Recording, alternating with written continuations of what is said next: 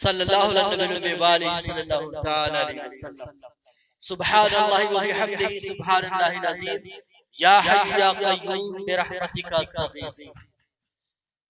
प्यारे नबी सल्लल्लाहु अलैहि वसल्लम का फरमान जो मैं आपके सामने वाज़ेह तौर पर पेश कर रहा हूं, नबी जिस ज़माने में होता है, जिस मकाम पर होता है, उसकी इताअत सब पर लाज़िम आती है, चाहे बेटा हो, चाहे बाप हो, चाहे बीवी हो, चाहे अपने कबीले के हो, गैर कबीले के हो, अपने इलाके के, किसी भी इलाके के हो, सब पर नबी की इताअत लाज़िम आती है। ऐसा नहीं है कि जो जमाने के लोगों की, घर वालों की भी इताअत लाज़िम आती है, या जो लोग ईमान ले उनकी इताअत लाज़िम आती है। अल्लाह ने ऐसा अपनी किताब में कहीं नहीं फरमाया। और नबी सल्लल्लाहु अलैहि वसल्लम के साथ, नबी सल्लल्लाहु अलैहि वसल्लम के ताल्लुक से जो भी बातें बयान की जाती हैं, अगर कुरान से टकरा रही है या कुरान के खिलाफ है, वो रद्दी की टोकरी में डालने का हुक्म होता है, क्योंकि वो किसी इंसान का कौल तो हो सकता है, लेकिन नबी का फरमान नहीं हो सकता, क्योंकि नबी अल्लाह के हुक्म से वही बात कहते हैं जो अल्लाह का हुक्म होता है। उनकी जिंदगी मुताहर पाक होती है, वो अपनी ज़बान से वाहियात नहीं कहते, और नबी की जात के ताल्लुक से जो वाहियात बयान किए जाते हैं, जो गलत बातें तहरीर की जाती है, जो गलत बातें बयान की जाए, जो कुरान और सुन्नत से टकराए, तो उनको दलील बनाना तो कम ज़रूरी है, लेकिन उनको लिखना उससे बड़ी कम ज़रूरी है। अपनी किताबों के अंदर ऐसी बातें नोट करना जिससे नबी की शान में गुस्ताखी हो, या नबी सल्लल्लाहु अलैहि वसल्लम या किसी नबी की शान में कोई गलत ऐसी बात पेश करना जो आपकी शान शायात ना हो, ये कोई समझदारी नहीं। अपनी किताबों में जब नोट कर की गई है, अपने वक्त का कितना बड़ा इमाम उसको नोट करना भी नबी सल्लल्लाहु अलैहि वसल्लम की शान में मेरे भाई गुस्ताखी से कम नहीं है। आपकी शान में कोई तहरीर, कोई लफ्ज़ अगर आड़ा हो गया है, तो मेरे भाई हमें उन्हें सीधे करने की जरूरत, उन पर निखार लाने की जरूरत, क्योंकि अंबिया के साथ बहुत बुलंद बाला होती है, और प्यारे नबी सल्लल्लाहु अलैहि वसल्लम के साथ आपकी शान तो बहुत बुलंद है। सल्लल्लाहु अलैहि वसल्लम, आपकी जिंदगी ही तो हमारे लिए सबसे बड़ा सरमाया है। नबी सल्लल्लाहु अलैहि वसल्लम के साथ हमारा सबसे बेहतरीन असासा, सबसे बड़ा किस्मत का धनी, सबसे बड़ा मालदार, मुकद्दर का सिकंदर वो इंसान है जो ये समझता है कि नबी सल्लल्लाहु अलैहि वसल्लम अल्लाह के आखिरी नबी है, और जिसके सीने में सुन्नत की कदर है, अल्लाह की बारगाह में उनकी कदर होगी। और जिनके पास माल है, दौलत है, हुकूमत है, बहुमत है, कारोबार बेहतरीन है, अल्लाह के फजल से अल्लाह तबारक व तआला ने जिन इंसानों को नेमतें अता फरमाई, खूब दुनिया का माल व मनाल अता किया, दुनिया का माल व मता अता किया है, तो वो ये ना समझे अगर मेरा कारोबार बेहतरीन है, अगर मेरा जमाना बेहतरीन है, मेरे हालात बेहतरीन है, कि अल्लाह का फजल मुझ पर हो रहा है। ये फजल नहीं है, अल्लाह का फजल ये है कि मेरे पास माल भी हो और अल्लाह शुक्रिया अदा करने की तौफीक दे। अल्लाह का शुक्रिया अदा करने की तौफीक क्या है कि मैं अल्लाह तबारक व तआला का फरमाबरदार बनूं, और अल्लाह की फरमाबरदारी की निशानी है मेरे सीने में अल्लाह की मोहब्बत, नबी की सुन्नत की मोहब्बत हो, मैं नबी की सुन्नत की कदर जानूं, मैं ये सोचूं अगर ये नबी की सुन्नत है तो इसके लिए मैं अपना जहान कुर्बान कर दूंगा, मगर नबी की सुन्नत पर और अपने अमल पे मैं कोई भी हक नहीं आने दूंगा। नबी की सुन्नत की मोहब्बत क्या है, मैं दौरे हाजिर के एतबार से एक बात आपको बताना चाह रहा हूं। नबी की सुन्नत से मोहब्बत क्या, कौम के लिए, लोगों के लिए आसानी पैदा करें। आसानी क्या, अल्लाह के नबी सल्लल्लाहु अलैहि वसल्लम की पहले सुन्नत सुने। अल्लाह के नबी ने फरमाया कि मेरी सुन्नत से जो मोहब्बत करेगा वो जन्नत में मेरे साथ होगा। अब सुन्नत किसे कहते हैं? फरमाया जो मेरे तरीके को पसंद करेगा, जो मेरी सुन्नत से मोहब्बत करेगा वो जन्नत में मेरे साथ होगा, जो मेरे तरीके पर चलेगा वो जन्नत में मेरे साथ होगा। अल्लाह के नबी फरमा रहे हैं निकाह सुन्नती, नबी सल्लल्लाहु अलैहि वसल्लम ने फरमाया निकाह मेरी सुन्नत है। ये शादियां जो हम कर रहे हैं हम इसलिए करते हैं, नबी की सुन्नत है। हलाल तरीके से जिस खातून को अपनी जिंदगी में लाते और उससे कुछ ताल्लुकात बनाने से पहले हम रिश्ता कायम करने के लिए उसूल कायम कर जो उसूल शरीयत के अता किए हैं, जो गवाह रखे हैं, हम किसी औरत को अपनी जिंदगी में लाने के लिए, उससे नफसानी ख्वाहिशात के लिए इस्तेमाल करने के लिए हमें जो शरीयत के कानून दिए हैं, गवाह बनाकर एक दूसरे के मर्जी के मुताबिक, मंशा के मुताबिक एहतियात करते हुए अपनी जिंदगी में किसी औरत को लाते हैं और किसी के सरमाया को, किसी की दौलत को, किसी की जान को, किसी की पहचान को, किसी की शान को अपनी शान बनाना चाहते हैं, किसी की बेटी को अपनी दुल्हन बनाना चाहते हैं, तो उसके शरीयत ने कुछ तरीके रखे हैं ताकि जिसकी वो जान है, जिसकी वो शान है, उसकी इज्जत बढ़ जाए, उसकी शान बढ़ जाए, उसका दिल न टूटे, उसका मन न रूठे। उन माँ बाप की हौसला अफजाई करते हुए इस्लाम ने एक तरीका रखा है, इंसानियत से भरपूर एक तरीका है, लोगों की हौसला अफजाई की है।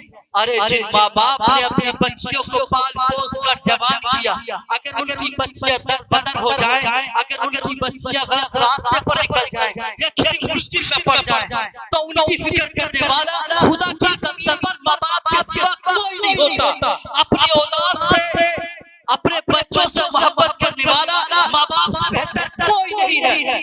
दुनिया का कोई भी आशिक जो मोहब्बत के दावे करता हो, कितनी भी जान छिड़कने की बात करता हो, माँ बाप से बेहतर मोहब्बत करने वाला तुम्हें खुदा की जमीन पर कोई भी नहीं मिलेगा।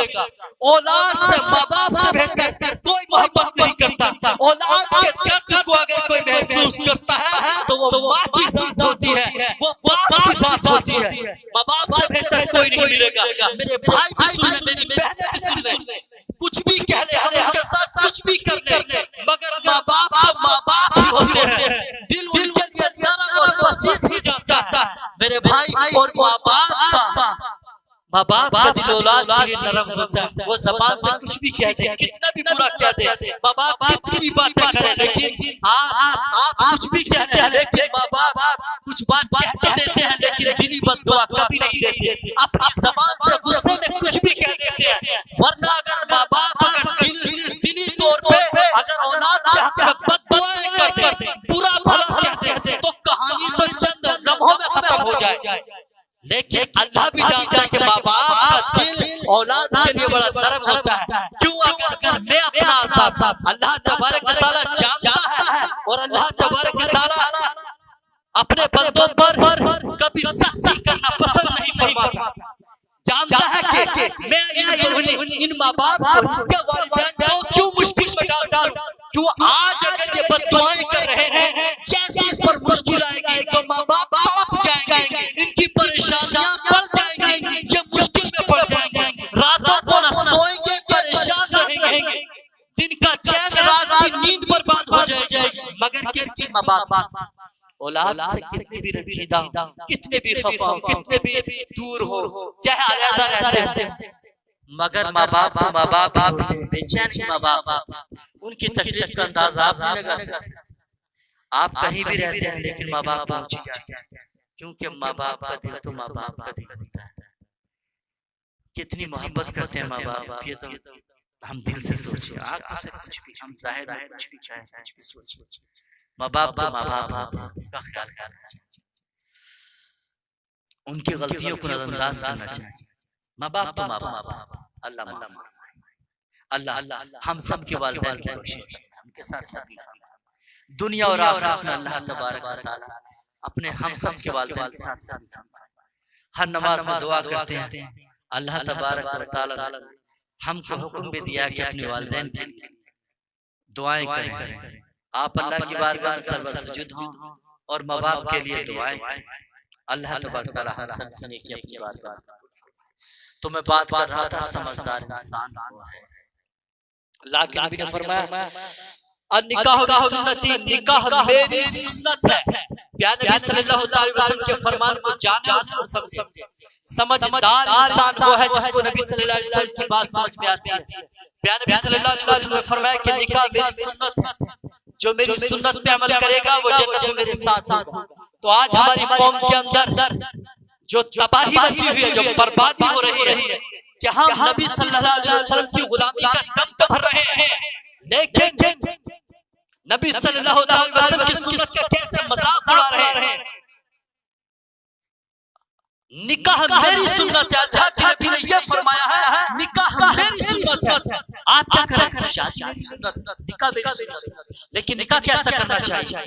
यानी एक किसी की बेटी को अपनी जिंदगी में लाए हैं मेरे अजीज, तो हमें उसको हासिल करने के लिए, माँ बाप से लेने के लिए हमको हक का मेहर देना है, सिर्फ बेटी को हासिल करना।